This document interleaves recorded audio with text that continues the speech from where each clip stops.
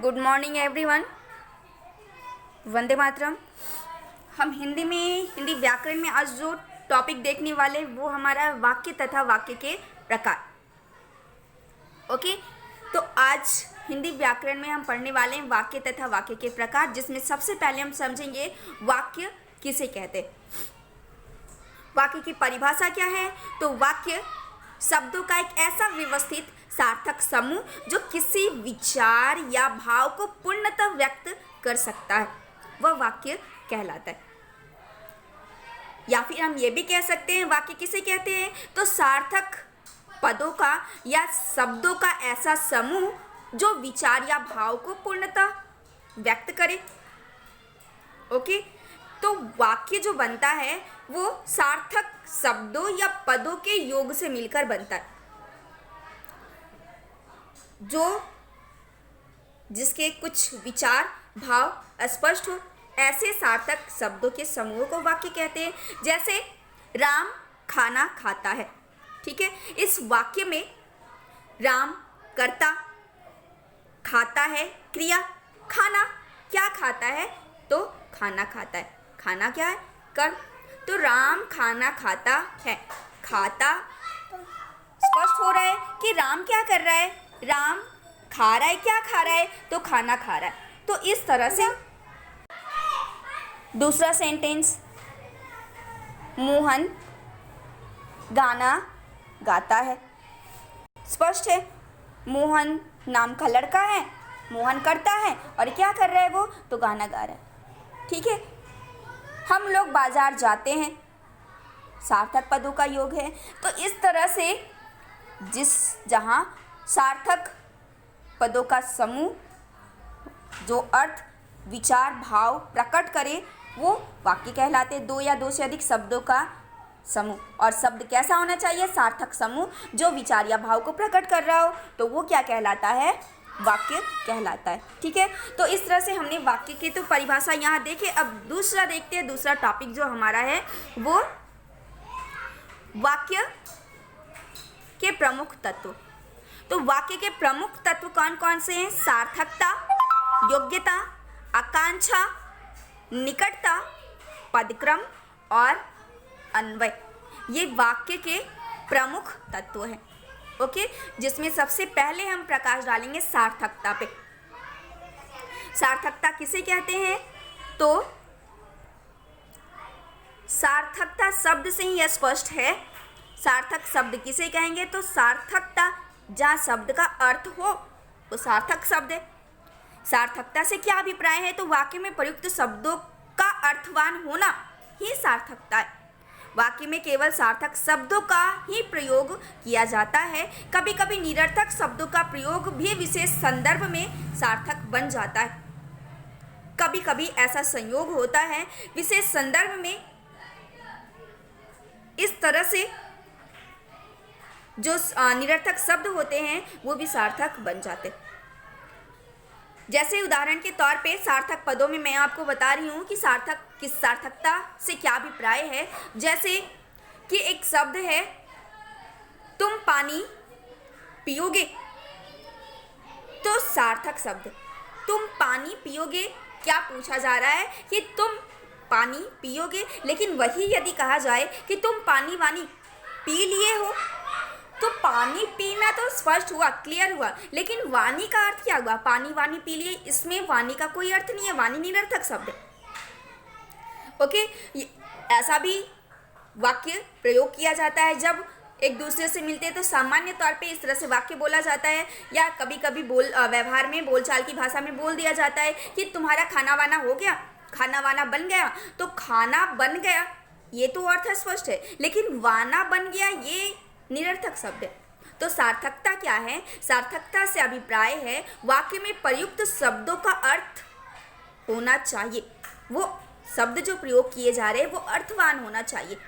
Okay, तो इस तरह से शब्द वाक्य में निरर्थक नहीं होने चाहिए। जो यहाँ पे स्पष्ट उदाहरण दिए गए हैं, जैसे निरर्थक पदों में कि कुछ पानी पानी पीकर जाना, पानी पानी पीकर जाना ये निरर्थक शब्द, लेकिन कभी कभी विशेष संदर्भ में ये प्रयोग किए जाते हैं और सार्थक बन जाते हैं। दूसरा एक और उदाहरण दिया गया है कि मेरे सामने ज़्यादा चू चप्पड़ करने की कोशिश मत कर। चू, ये चप्पड़ निरर्थक शब्द, तो मेरे सामने ज़्यादा चू चप्पड़ करने की कोशिश मत कर, इस तरह से वाक्य में निरर्थक शब्द नहीं होने चाहिए। जो वाक्य प्रयोग किए जा रहे हैं उस वाक्य में शब्द होते हैं जो, वो शब्द कैसे होने चाहिए, सार्थक होने चाहिए।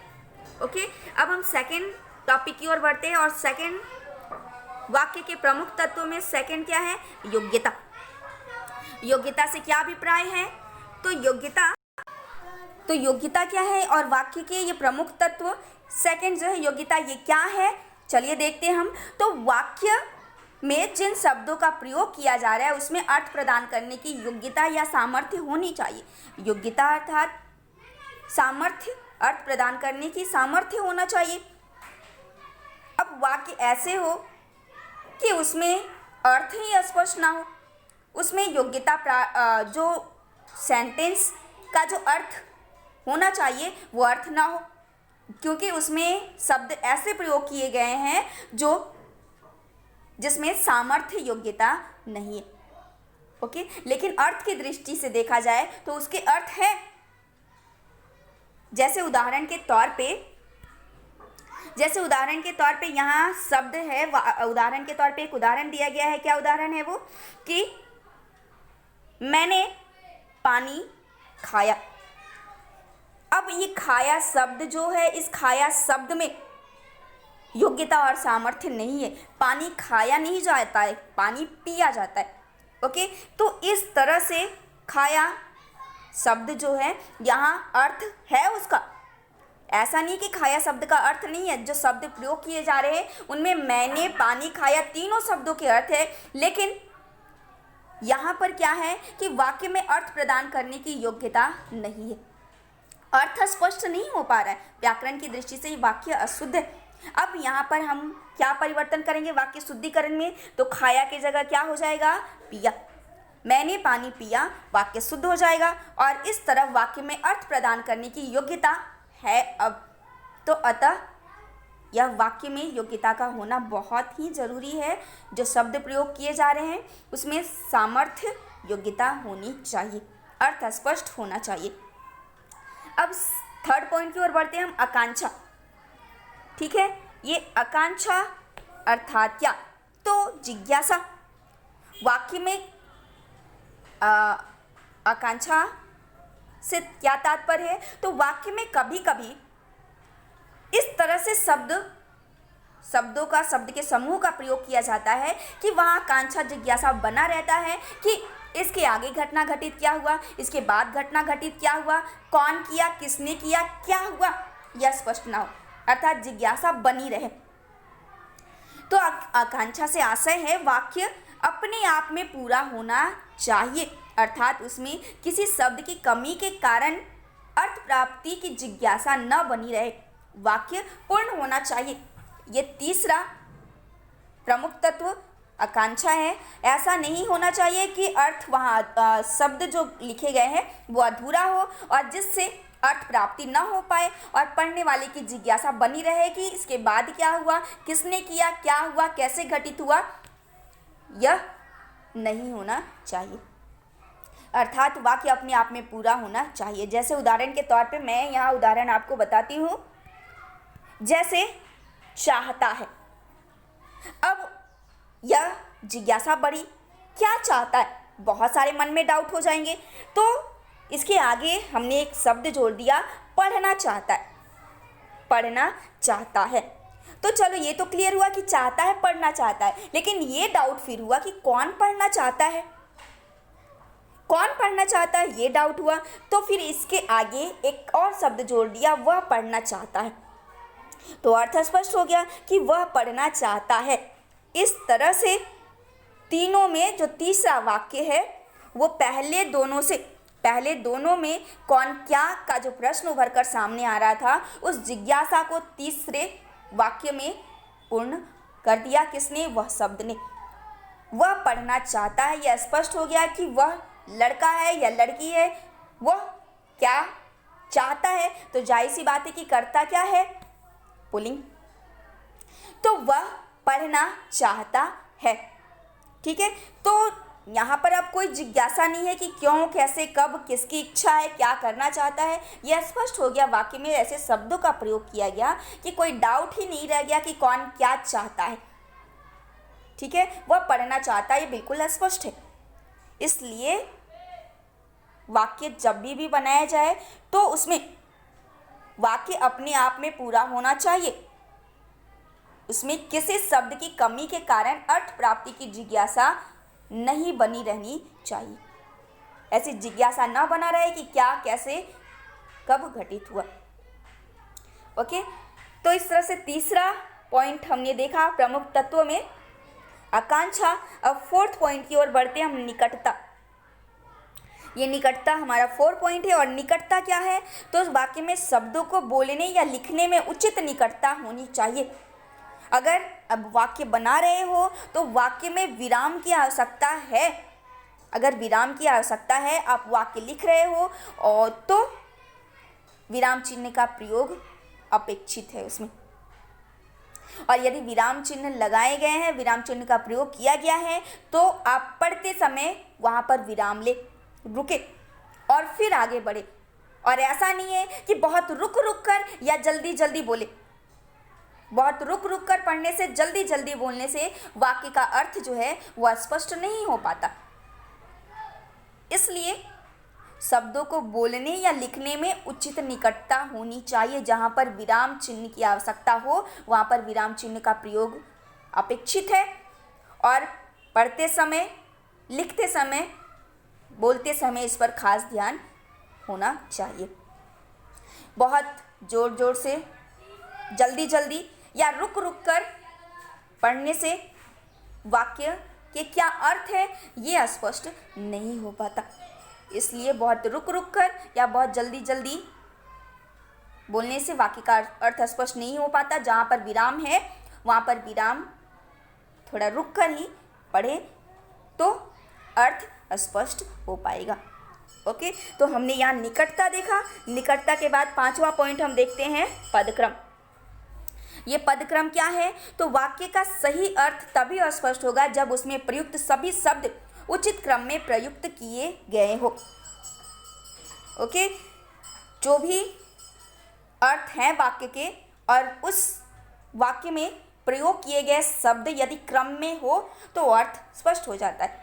जैसे पहले कर्ता, कर्ता ने क्या काम किया, क्या किया, कर्ता, कर्म, क्रिया। ओके, तो मैंने केवल एक पत्र लिखा है, यह स्पष्ट है। मैंने लिखा, क्रिया, काम हो रहा है, क्या लिखा, तो केवल एक पत्र लिखा। लेकिन इसी में शब्द को हम आगे पीछे कर दें और आगे पीछे शब्द यहाँ किए गए हैं। जैसे हमने जो अभी शब्द देखा कि मैंने केवल एक पत्र लिखा है। ओके,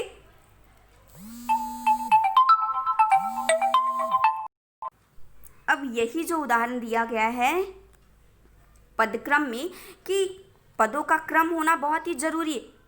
अगर हमने जो अभी उदाहरण देखे, मैंने केवल एक पत्र लिखा है।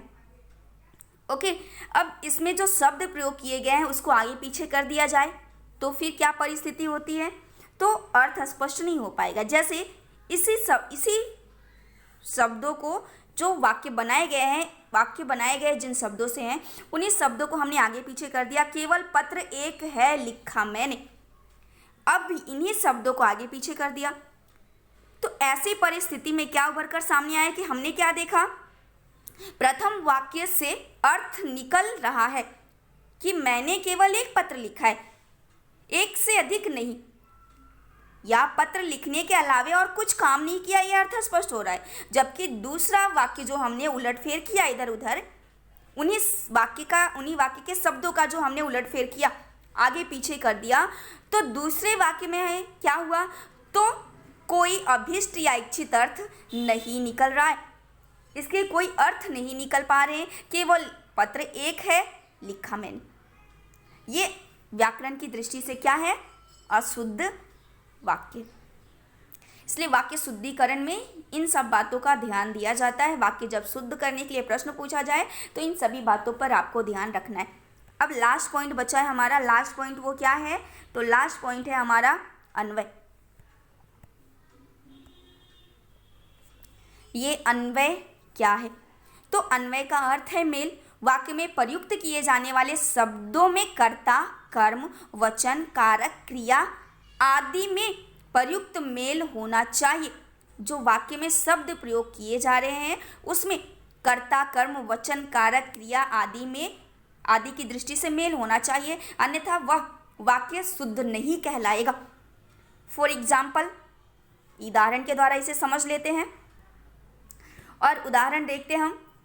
जैसे हम खाना खाता हूँ, उदाहरण एक दिया गया है यहाँ पे, हम खाना खाता हूँ।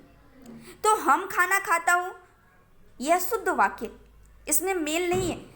एक चीज़ याद रखिएगा कि वाक्य जब भी हो तो कर्ता के अनुरूप ही क्रिया होता है। कर्ता के अनुरूप क्रिया होता है। हम अगर कर्ता एक वचन में है तो क्रिया उसके अनुरूप होगा एक वचन में, पुल्लिंग है पुल्लिंग में, ठीक है। तो इस तरह से कर्ता के अनुरूप क्रिया होता है। अब यहाँ कर्ता क्या है? हम खाना खाता हूँ, वाक्य शुद्ध है। हम खाना खाता हूँ की जगह क्या हो जाएगा? तो हम खाना खाते हैं। वाक्य में क्रिया का कर्ता से मेल नहीं हो पा रहा। हम खाना खाता हूँ, क्रिया का इसके साथ खाता हूँ जो क्रिया है उसका कर्ता के साथ मेल नहीं हो पा रहा। कर्ता किसे कहते हैं? तो जो काम कर रहा है, कार्य कर रहा है, वो कर्ता। जो कार्य कर रहा है वो कर्ता।